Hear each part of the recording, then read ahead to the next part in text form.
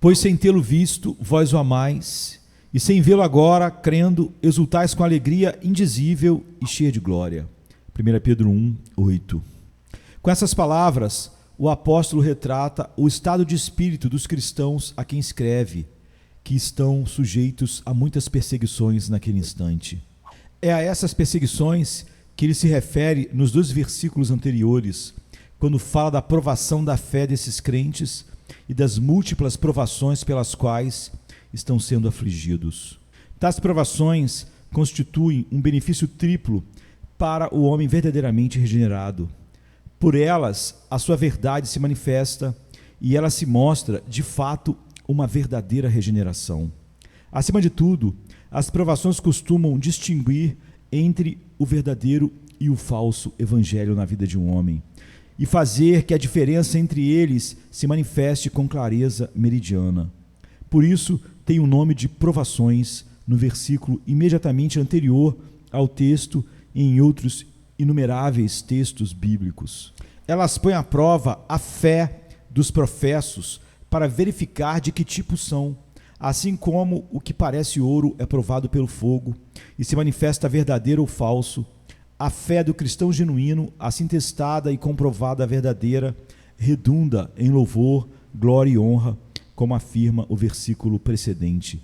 Desse modo, as provações são um benefício a mais para o verdadeiro evangelho, pois não somente revelam sua verdade, mas também lhe fazem manifestar extraordinariamente a genuína beleza e atratividade do evangelho no coração regenerado. A verdadeira virtude jamais parece tão bela como quando é mais oprimida. E a excelência divina do verdadeiro cristianismo nunca se mostra tão benéfica como quando passa pelas maiores provas e aflições. É nessas ocasiões que a fé autêntica se mostra muito mais preciosa que o ouro. Também por causa disso, ela redunda em louvor, glória e honra. Mais uma vez, outro benefício que as provações trazem ao verdadeiro evangelho está em purificá-lo e desenvolvê-lo no coração regenerado. As provações não só manifestam a veracidade da salvação, mas também costumam refiná-la e livrá-la das misturas de falsidade. Livra a fé de qualquer mistura, que a sobrecarrega e a obstrui, de tal modo que nada mais resta de espúrio, mas somente o que é verdadeiro. Elas revelam, da melhor maneira possível, a atratividade natural do verdadeiro evangelho no coração, como já se disse. E não somente isso sobre a fé, mas também costuma aumentar-lhe a beleza, proclamando-a e confirmando-a, tornando-a mais cheia de vida e vigorosa e purificando-a de tudo quanto lhe obscurece o brilho e a glória. Assim como o ouro provado no fogo é purificado das ligas com outros metais e de todos os refugos, tornando-se mais sólido e mais belo, também a fé verdadeira, provada no fogo como o ouro, torna-se mais preciosa e redunda em louvor, glória e honra. No versículo que antecede o texto, o apóstolo parece ter em vista cada um desses benefícios que as perseguições representam para o verdadeiro evangelho. Nessa passagem, o apóstolo observa como o evangelho verdadeiro se manifestava nos cristãos perseguidos, a quem ele escreve, e de que maneira os benefícios da perseguição se mostravam neles, ou que modo de funcionamento o evangelho tinha atuando neles, de sorte que, sob perseguição, tal evangelho verdadeiro revela-se autêntico, a fé revela-se autêntica e patenteava absolutamente na beleza e atratividade genuínas, mostrando-se também aumentada e purificada, e tudo isso para redundar em louvor, glória e honra na revelação de Jesus Cristo. Naqueles cristãos em sofrimento, havia 2 espécies de atuação ou exercício do verdadeiro evangelho, ou seja, do coração verdadeiramente regenerado, para os quais o apóstolo chama a atenção no texto, nas quais se viam tais benefícios. Primeiro, amor por Cristo, pois sem tê-lo visto, vós o amais. O mundo se perguntava que estranho princípio era esse que os levava a se expor a tamanhos sofrimentos e abrir mão das coisas visíveis, renunciar a tudo quanto lhes era caro e agradável. Qual era o objeto do sentido? Para as pessoas do mundo ao seu redor, era como se eles estivessem fora de si, como se tivessem ódio por si mesmos. Essas pessoas não conseguiam ver nada que as induzisse a sofrer assim, nem que as fizessem passar por tais provações.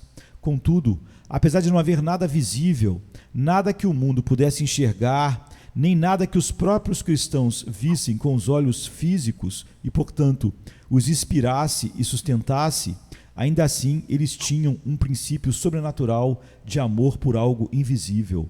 Amavam Jesus Cristo, pois enxergavam com olhos espirituais aquele que o mundo não enxergava, a quem eles mesmos jamais tinham contemplado com olhos físicos.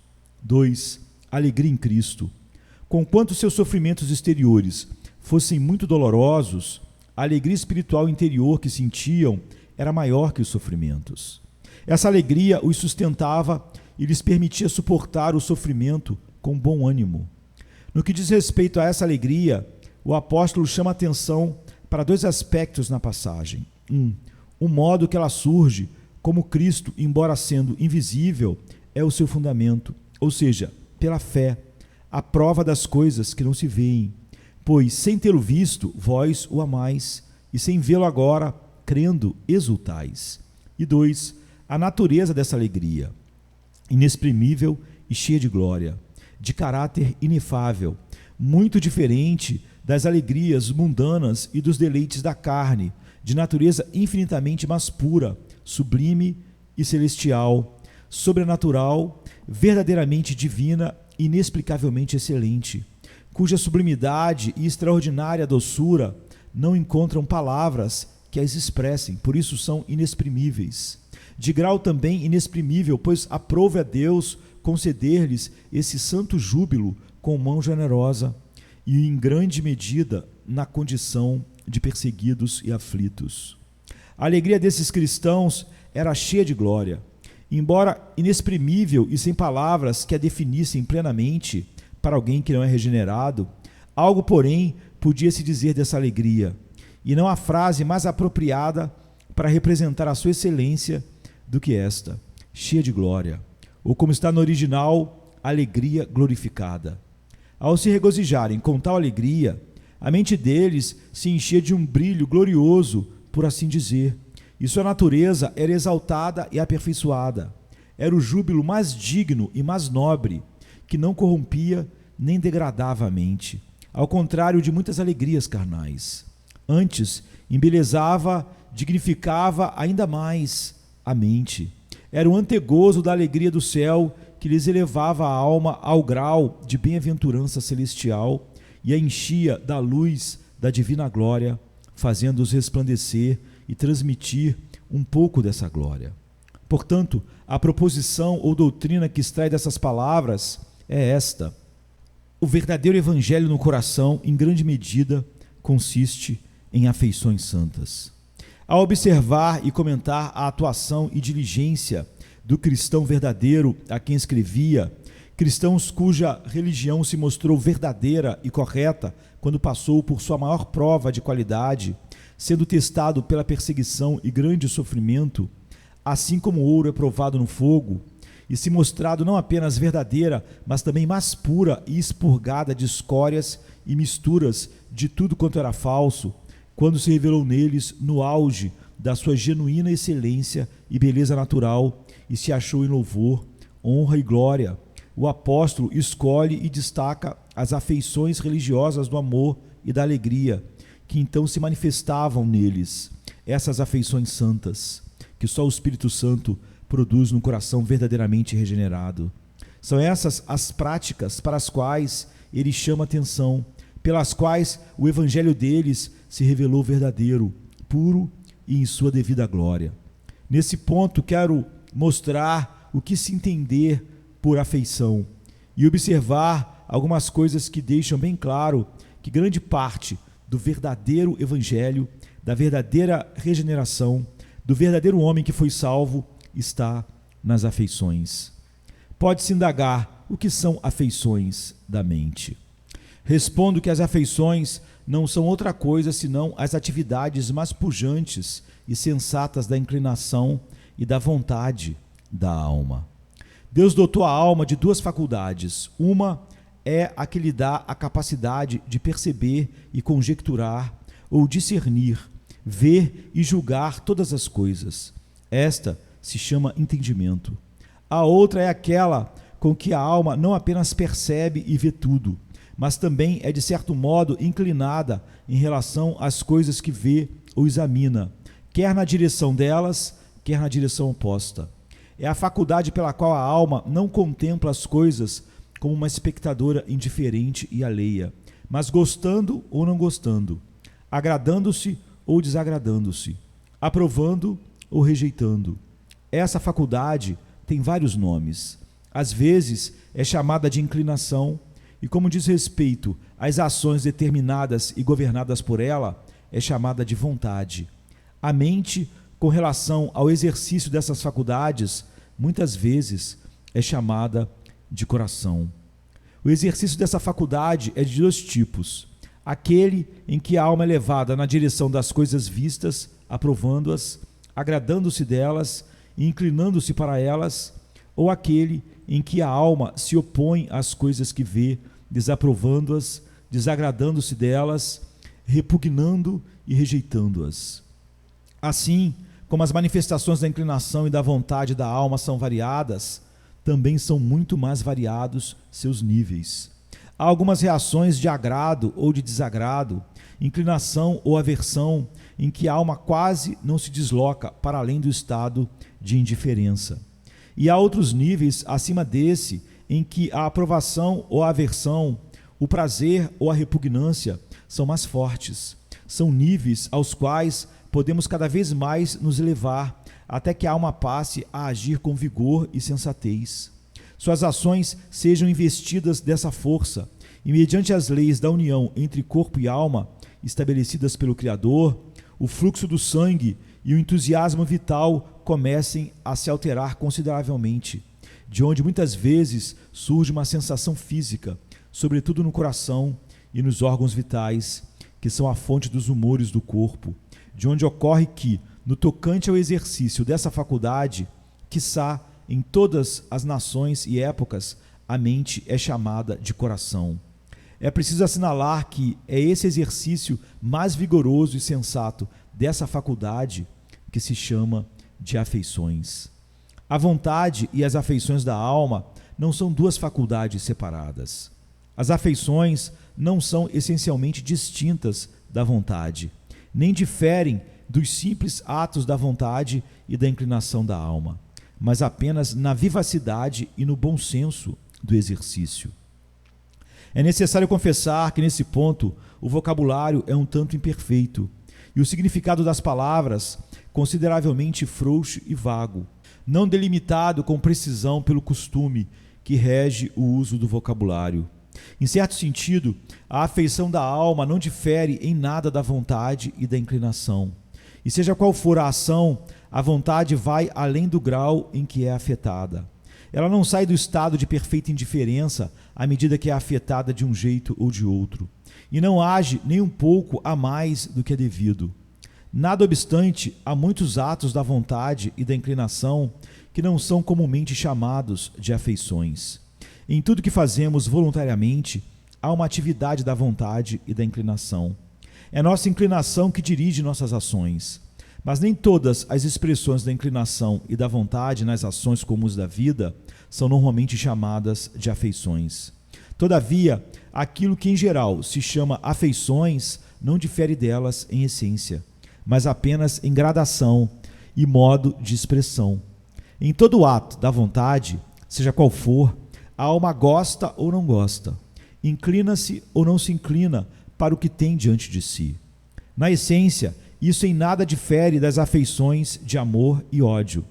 Se tal gosto ou inclinação da alma por algo tiver um grau elevado e for vigoroso e cheio de vida, o mesmo ocorrerá com a afeição chamada amor e a antipatia e a aversão, se em alto grau são idênticas à afeição chamada ódio. Em todo ato da vontade favorável a algo não presente, a alma está inclinada em alguma medida para esse algo, e essa inclinação, se considerável, é idêntica à afeição do desejo. E em todo grau do ato da vontade, pelo qual a alma aprova o que está presente, existe um grau de satisfação, sendo essa satisfação em grau considerável. O mesmo ocorre com a afeição de alegria e do prazer. Se a vontade desaprova o que está presente, a alma está em algum grau descontente. E se esse descontentamento for grande, será idêntico à afeição de pesar e tristeza. De tal sorte é nossa natureza, bem como as leis que unem corpo e alma, que não existe nenhum caso sequer, nem atividade animada e vigorosa da vontade, nem inclinação da alma, sem efeito algum sobre o corpo, sem alteração alguma do fluxo de seus humores, nem sobretudo do entusiasmo vital. Por outro lado, pelas mesmas leis da união entre corpo e alma, a constituição do organismo e o fluxo de seus humores podem estimular o exercício das afeições. Todavia, a sede própria das afeições não é o corpo, mas a mente e apenas ela. O corpo não é mais capaz que o tronco de uma árvore de ser sujeito de amor ou ódio, alegria ou pesar, temor ou esperança, assim como esse mesmo corpo é incapaz de pensar e entender. Do mesmo modo que sua alma tem ideias, assim também sua alma se agrada ou se desagrada de suas ideias. Assim como somente a alma pensa, também somente ela ama ou odeia, alegra-se ou se entristece com seus pensamentos. Tampouco esse mecanismo da vitalidade e dos humores do organismo são algo que pertença propriamente à natureza das afeições, embora sempre as acompanhe no presente estado, mas são apenas efeitos ou movimentos concomitantes das afeições, completamente distintos das afeições em si e de modo algum essenciais a elas, de tal modo que um espírito sem corpo pode ser tão capaz de sentir amor ou ódio, alegria ou tristeza, esperança ou temor, ou outras afeições, quanto um espírito unido ao corpo. Fala-se muitas vezes de afeições e paixões como se fossem a mesma coisa. Contudo, no uso mais comum e em certo aspecto há uma diferença. Afeição é uma palavra que, em seu sentido corriqueiro, é mais abrangente do que paixão. A primeira é empregada para designar todo ato vigoroso e dinâmico da vontade ou inclinação, ao passo que a segunda, paixão, usa-se para designar as atitudes mais súbitas, cujos efeitos sobre o entusiasmo vital são mais violentos, em que a mente está mais subjugada e tem menos autodomínio. Assim, como todas as atividades da inclinação e da vontade consistem em aprovar e gostar, ou desaprovar e rejeitar, as afeições também são de duas espécies: aquelas em que a alma é atraída pelo que tem diante de si, ligando-se a isso, ou buscando, ou aquelas em que a alma se antipatiza pelo que tem diante de si e a isso se opõe. Da primeira espécie são o amor, o desejo, a alegria, a gratidão e a benevolência. Da segunda espécie são o ódio, o medo, a ira, o sofrimento e congêneres, cuja definição é desnecessária agora. Algumas outras afeições são um misto das espécies que acabei de mencionar da atitude da vontade. Assim como na afeição da compaixão, há algo da primeira espécie em relação a quem sofre e algo da segunda espécie em relação a quem o faz sofrer.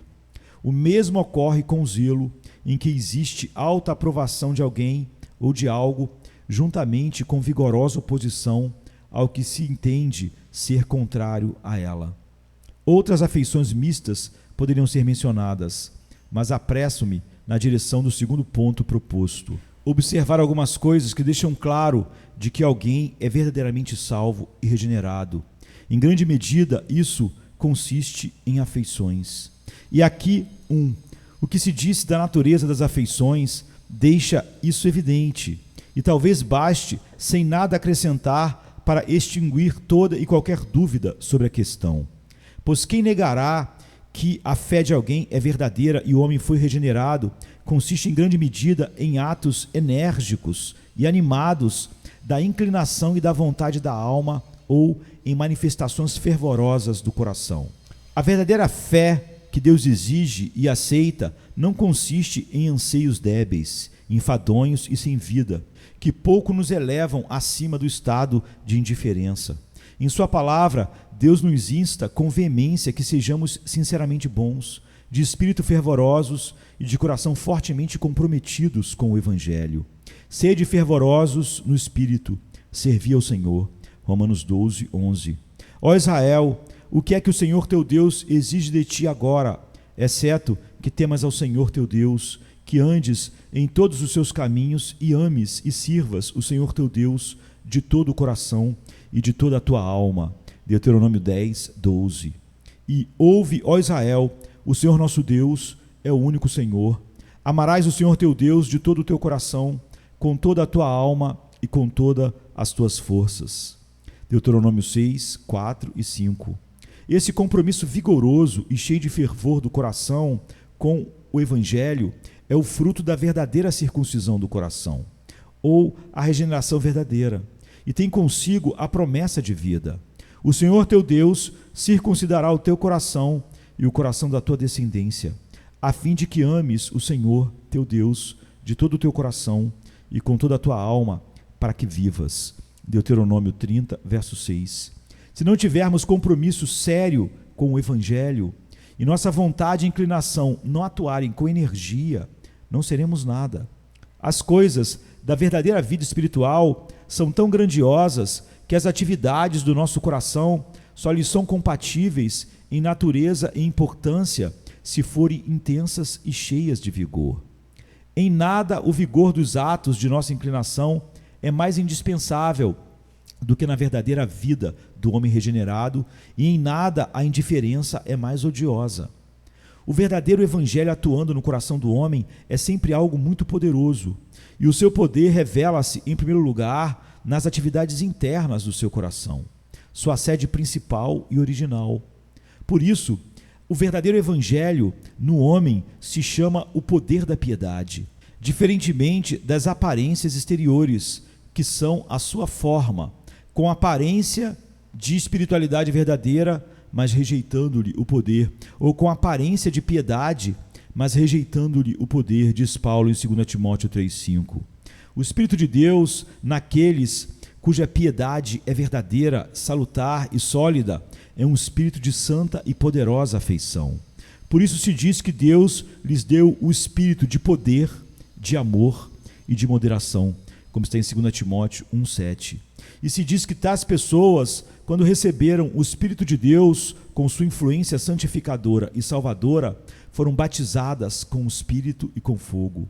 Por causa do poder e do fervor da ação que o Espírito de Deus lhes desperta no coração, pode-se dizer que, quando a graça age, o coração lhes arde dentro do peito, como se disse a respeito dos discípulos em Lucas 24, 32. A atividade do verdadeiro evangelho, de tempos em tempos, é comparada às práticas em que os homens costumam ter consideravelmente empregados e comprometidos o coração e a força. Práticas tais como correr, lutar ou competir por um grande prêmio ou uma coroa, combater inimigos poderosos que nos procuram tirar a vida e fazer guerra à semelhança daqueles que conquistam uma cidade ou um reino pela violência. Conquanto a verdadeira graça tenha vários níveis e alguns cristãos sejam apenas bebês em Cristo, crentes cujo exercício da inclinação e da vontade para as coisas divinas e celestiais é relativamente fraco, todo aquele que tem no coração o poder da piedade tem as inclinações e o coração voltado para Deus e as coisas divinas com tal força e vigor que essas santas atividades prevalecem nele acima de todas as afeições naturais ou da carne, e são eficientes para vencê-las.